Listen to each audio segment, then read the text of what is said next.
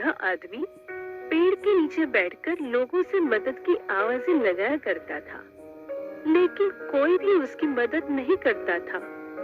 बेचारा वो बूढ़ा आदमी शाम को भूखा पेट लेकर अपने घर जाता। ए जी, कुछ खाने के लिए लाए हैं या फिर आज भी खाली हाथ आ गए हैं? नहीं सुनंदा, आज भी किसी ने खाने के लिए कुछ नहीं दिया। इसका मतलब आज भी हमें खाली पेट ही सोना पड़ेगा। हाँ सुनंदा, बस पानी पी लो और सो जाओ। हमारे नसीब में यही लिखा है। फिर वो दोनों बुजुर्ग भूखे पेट ही सो जाते हैं। अगले दिन जब वो आदमी उस पेड़ के नीचे बैठा लोगों से मदद के लिए आवाजें लगा रहा होता है, तभी एक भोला नाम का लड़का आता है। बाबा जी, मैं इतने दिनों से यहाँ से गुजर रहा हूँ और देख रहा हूँ कि आप खाली पेट यहाँ बैठे रहते हैं, ना कुछ खाते हैं ना पीते हैं। बाबा जी, आप मुझे बताइए, मैं आपकी क्या मदद कर सकता हूँ? बेटा, हम गरीब लोगों की किस्मत में तो भीख मांगना ही लिखा है, लेकिन किसी को हम पर जरा भी रहम नहीं आता। हम तो कई दिनों से खाली पेट सो रहे हैं। बाबा जी, आप बिल्कुल ठीक कह रहे हैं। यहाँ तो लोग झूठे और धोखाधड़ी लोगों को पसंद करते हैं। बाबा जी, आप चिंता ना करें, मेरे साथ चले। मैं आपको दिखाता हूँ कि झूठे लोगों से पैसे कैसे निकलवाते हैं। बेटा, मैं कुछ समझा नहीं। बाबा जी, आप मेरे साथ चलो, आपको सब समझ आ जाएगी। बस आप मजे से बैठकर तमाशा देखना। फिर भोला बाजार से एक गधा लेकर आता है और एक जगह पर खड़े होकर आवाज लगाने लगता है। गधा गधा, 10 लाख रुपए का गधा, आ जाओ ले लो 10 लाख रुपए का कीमती गधा। भोला की आवाज सुनकर एक आदमी उसके पास आता है। ओ भाई, तू पागल तो नहीं हो गया? 10 लाख रुपए का गधा बेच रहा है? ओ भाई, ये कोई आम गधा नहीं है। क्यों? इस गधे में पर लगा हुआ है क्या? मेरा दिमाग खराब मत करो, अगर लेना है तो लो, वरना यहाँ से चले जाओ। हाँ हाँ, जा रहा हूँ। पर तेरा 10 लाख रुपए का गधा, मुझे तो ये कम तू ज्यादा गधा लग रहा है। अभी बादशाह सलामत को जाकर बताता हूँ कि तू 10 लाख रुपए का गधा बेचकर लोगों को पागल बना रहा है। ये कहकर वो आदमी वहाँ से चला जाता है। बोला फिर आवाजें लगाने लग जाता है। गधा, 10 लाख रुपए का गधा, 10 लाख रुपए का गधा ले जाओ, ये ऑफर सिर्फ अभी के लिए है। वहाँ वो आदमी बादशाह सलामत के पास आता है। तभी बादशाह उसे कहता है, क्या हुआ हमारे वजीर को, क्या परेशानी है? बादशाह सलामत, आपकी सल्तनत में लोगों के साथ धोखा किया जा रहा है। वजीर, ये तुम क्या कह रहे हो? हमें अपने कानों पर यकीन नहीं आ रहा है।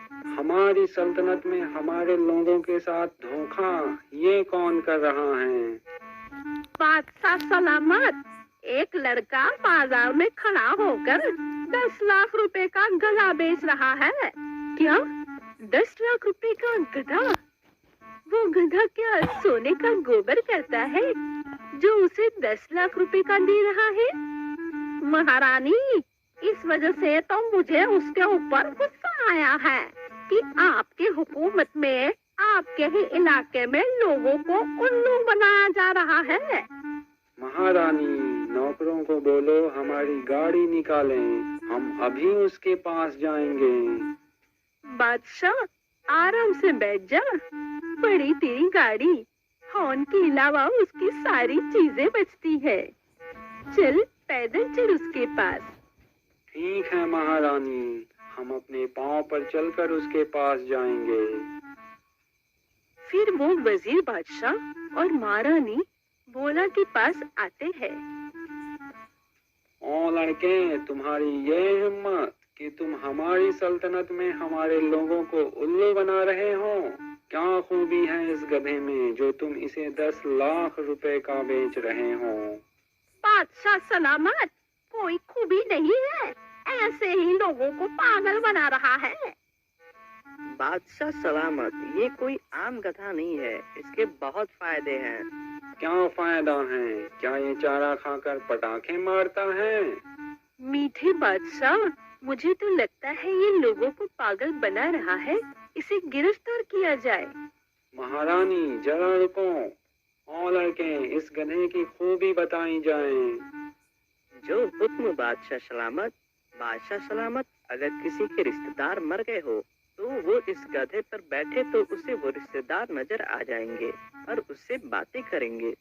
मतलब अगर किसी के बाप दादा मरे हो तो वो इस गधे पर बैठे तो उसे उसके बाप दादा नजर आ जाएंगे क्या? जी हाँ, वो उसे जिंदा होकर नजर आएंगे। मीठे बादशाह, ये तो एक नंबर का ठग लगता है, ये कैसे हो सकता है? लड़के, अगर तुम्हारी बात सच्ची हुई तो हम तुमसे ये गधा 20 लाख रुपए में खरीदेंगे। जी जी बादशाह सलामत, आप इस पर बैठकर इसे चेक करें, लेकिन एक शर्त है बादशाह सलामत। ओ लड़के, अब कौन सी शर्त है?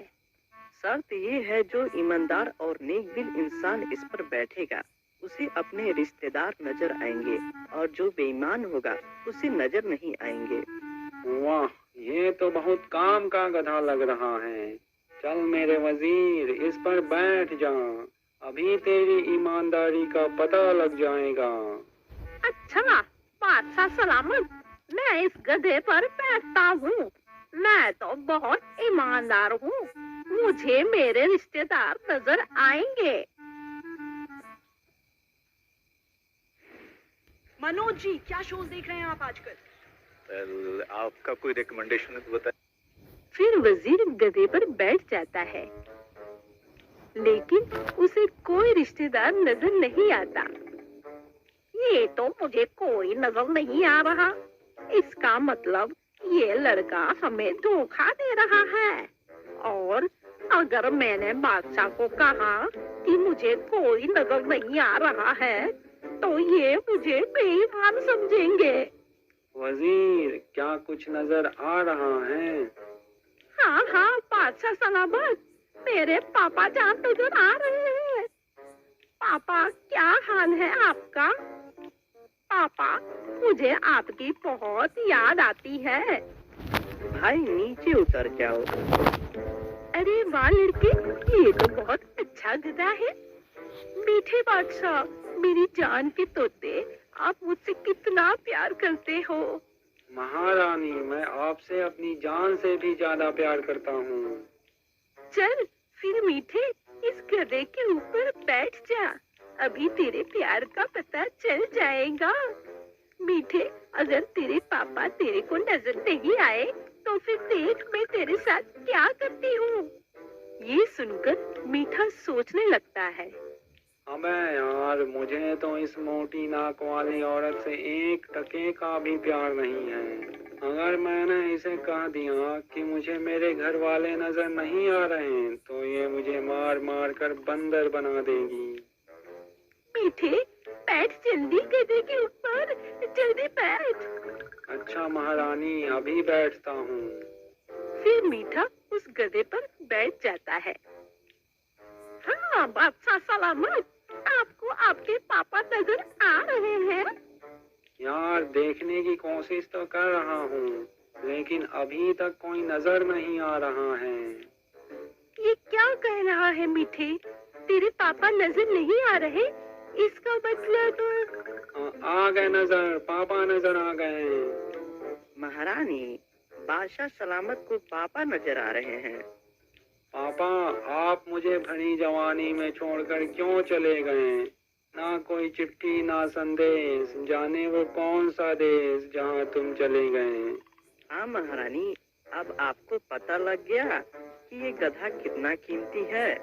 हाँ, बहुत कीमती है ये गधा। मीठे जी, अपने पापा का हालचाल तो पूछो। बादशाह सलामत, आपके पापा अकेले हैं या कोई और भी है उनके साथ? पापा के साथ दादा भी आए हैं। मीठे, इसका मतलब कि तू मुझसे डबल मोहब्बत करता है। महारानी, दादी भी आई हैं। मीठे, मेरी जान के तोते, इसका मतलब तू मेरे से 3 गुना मोहब्बत करता है। लड़की, ये गधा मैं तेरे से 25 लाख रुपए का खरीदूंगी। इस गधे ने मुझे खुश कर दिया है। ओ वजीर, जा शाही खजाने से 25 लाख रुपए लेके आ।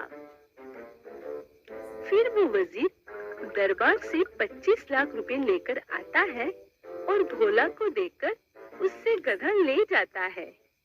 भोला उनमें से कुछ पैसे रख लेता है और बाकी के सभी पैसे उस बूढ़े आदमी को दे देता है। देखा बाबा जी, अगर सीधी उंगली से घी ना निकले तो उंगली टेढ़ी करनी पड़ती है। बेटा, मैं तुम्हें मान गया जो इन लोगों से पैसे निकलवा लिए।